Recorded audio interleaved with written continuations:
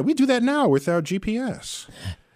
And now we have the cell phones that have it, the stalking boyfriend cell phones that I love. Oh, is that how you think of that technology? That's what it is, where your boyfriend can say to you, like, I'm on my way home, or I'm on Planet Nebula. Are you really? Because according to these coordinates, you're at O. Henry's pub, you lying idiot. So ours, I don't know how their technology worked, but ours, we beam it off of GPS satellites that have precise positioning of longitude and latitude and time on Earth. And you receive that signal and send a signal. We know exactly where you are. So all that stuff we see on CSI now, too, a lot of that comes from Star Trek ideas. Well, when they're like... Because on all those crime shows, they're constantly finding people because they're like, according to the satellite tower, the phone call was made at this time. Yes, okay. Well, that would just be the cell phone towers. Not satellite towers.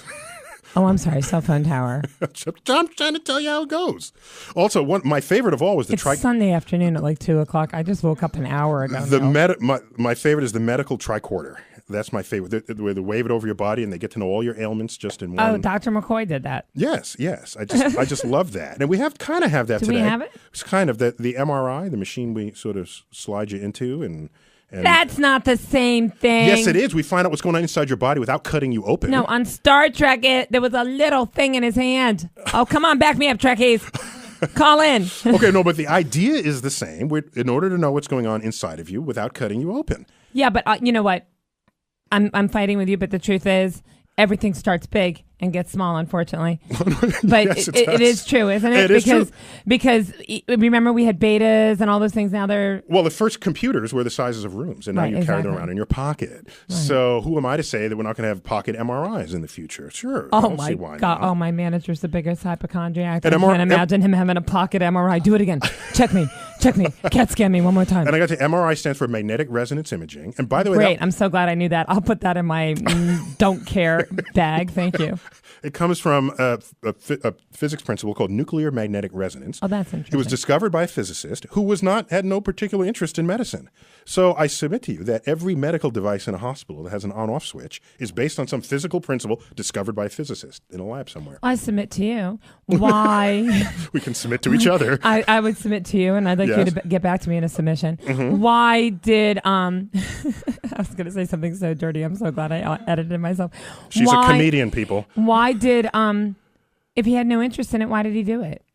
No, he didn't have interest in medical applications. It was a frontier of physics where if you blast nuclei with a very strong magnetic field, you can align the spin. It's called a spin. It's a quantum mechanical spin, but just call it spin. You can align the spin of the nucleus. Go ahead and say that with a totally straight face. And it can affect the direction of light that you pass across those atoms. That's very interesting. And in so doing, you can make a three-dimensional map of what the light passed through. And in this case, you do it with X-rays, for example. All right. What else do they use them for?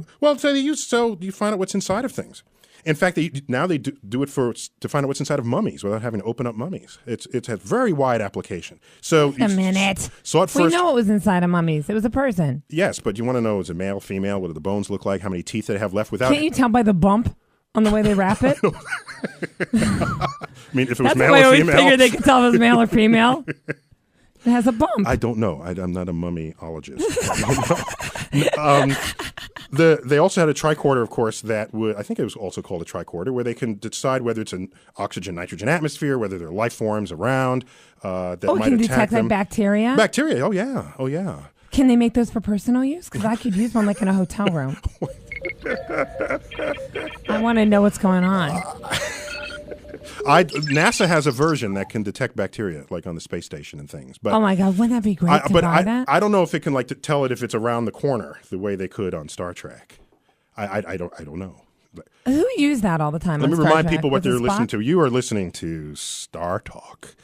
Today our subject is Star Trek, and I'm your host, Neil deGrasse Tyson, astrophysicist, and I'm with my co-host, comedian Lynn Coplet. Hello. Yes.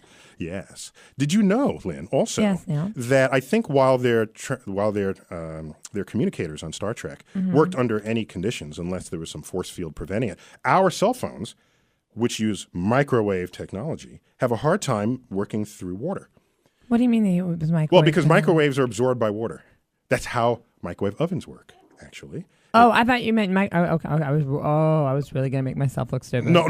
So with Mike. Woo, lots of self-editing today. Right. So if a thunderstorm comes over while you're using your cell phone, it will greatly interfere with your reception, because the cell phone signal, which is microwaves, is trying to get through the cloud, which is laden with water, and most of that gets absorbed and interfered with. Is there a way to use another kind of energy? Because there's lots of different energies, right? The problem Not is just electromagnetic. Exactly. Long wavelength radio waves could get through a rain cloud, but then you would need a receiver that was much bigger than the cell phones we use. I think your smart's rubbing off on me.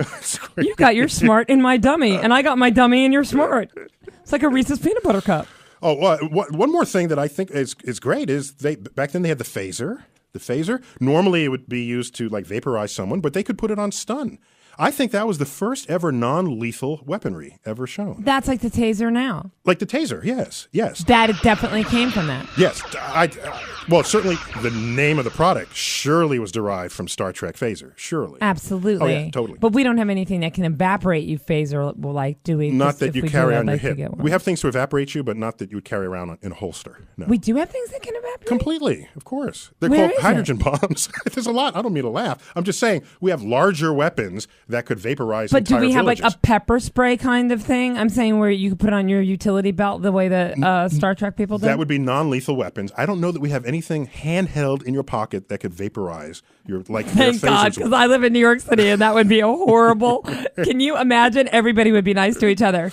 You'd get vaporized for no reason. Now, it's not only stuff that we have today that we know was inspired by Star Trek. There are things that I think we have not yet come around that they showed and portrayed and was part of everyday life. And let's go back to my interview with Lawrence Krauss to hear what he has to say about technology we're waiting for. Tell me about the transporter. Okay, the transporter is what seduced me to write the book, by the way, because like you, I'm sure I'm on planes a lot, and I really wanted to avoid, even before this long security lines, all the hassle. And I started to think, wow, how would you make a transporter? And all the neat physics you have to think about. But right away, I realized I would not make a transporter the way the Star Trek writers tell you to, because I have surfed the internet, and I have seen the light. Namely, I've downloaded... Some people surf the internet and see the dark. Yeah, exactly. That's right. Well, the point is, again, if you open the Star Trek Techno Manual from your back pocket, you'll see that the way the transporter works is very simple. They take you and they disintegrate you into individual atoms and a matter stream, and they move your atoms from one place to another, and they put it back together again. So it's actually moving matter, not energy. That's right. Well, I mean, they try and convert it to energy, which is, by the way, a problem, because if you convert the average human being into energy, the energy equivalent of the average human being would be about 1,100 megaton nuclear weapons explosions, which is not, as we like to say in New York City, environmentally friendly. But I'm a physicist, not an engineer, so I'm not going to worry about that so much. There you go. But that is a big problem with taking the matter or energy. But information can travel at the speed of light very easily. And on the internet, we can do it. And so what I would do if I were going to make a transporter is I would scan you and take all the information that makes you up as a human being. And then reconstruct you at the other side. Yeah, but that's a problem, though, because I haven't transported you because you're still here. But that's simple. I vaporize you here, and then you're only over there. So you'd kill me? Yeah. So there's only ever one of me? Yeah, that's the idea. Otherwise, you'd be cloning me. In fact, actually, I've pointed out, if you could make transporters the way I say you could make transporters, although I also point out you can't ultimately do it, it'd even be worse. If you think of all the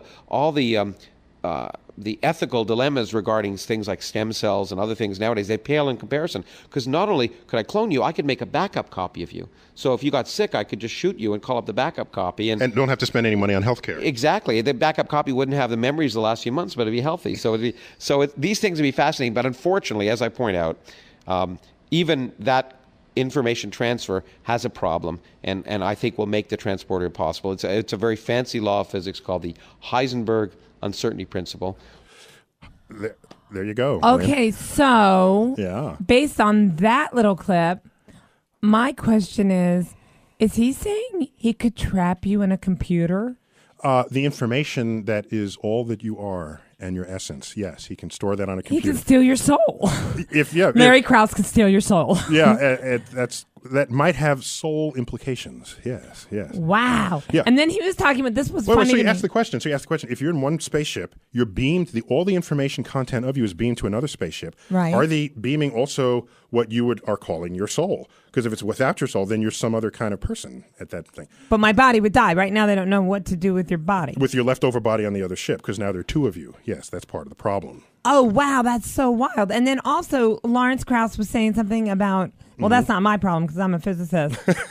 That just made me laugh because I'm like, okay, well, how does an engineer and a physicist quickly, how do they work together? Like, the physicist comes up with theories of the universe and tests them and finds out when they're true. And then the technologist, the engineer, invokes those theories for applications. And they make stuff. They make devices. So the physicist is like, I think all this would be good in a cake. Yeah. And then the engineer goes and bakes it. Or they bake a kind of cake that the physicist hadn't thought of that could be baked in the first place. Interesting. You're listening to StarTalk. We're tweetable at StarTalk Radio. And we are also available to you with 20th century technology called the telephone, 1-877-5-StarTalk. We've got a call. I think we've got Michael from Newport Beach.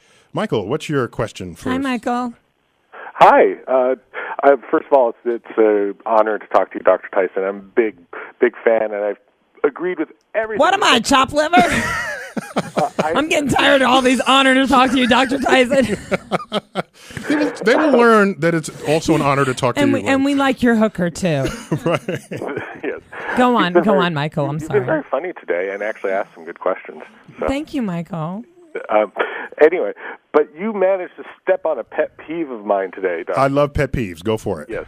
I don't remember the exact way you phrased it, and perhaps you phrased it in a way that wouldn't do this. But you said that biology is reducible to chemistry, and I will agree with you that chemistry and physics are fundamental to biology. But I disagree with the idea that it's reducible, because biology has in it a principle called evolution, which does not naturally fall out of chemical principles or physical principles that we know. That matter has the ability to reproduce and evolve and increase its complexity. It's not inconsistent with physics and chemistry, and indeed the process uses physics and chemistry, but it is an emergent property that physics and chemistry does not capture in its theory, at least as far as it's developed today. Okay, Michael? Yeah. I agree. Okay, great. Well, we must agree on everything now. Yeah, no, so let me I'm glad you guys agree. I would like to know if either one of you know if a fat in my body could be teleported somewhere.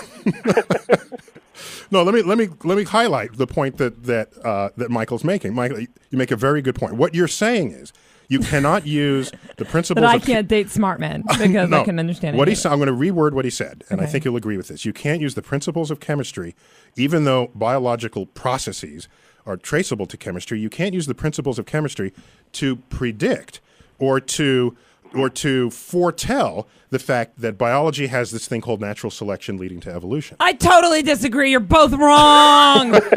You're wrong. I don't even have to tell you why. I'm just telling you wrong. Like Michael, a Republican, I'm just going to scream, you're wrong, you're wrong. Michael, I agree. It's an emergent feature. No, and thank right. you for that point. You are right. And I'll be here. And my mom has a major crush on you, Dr. Tyson, too.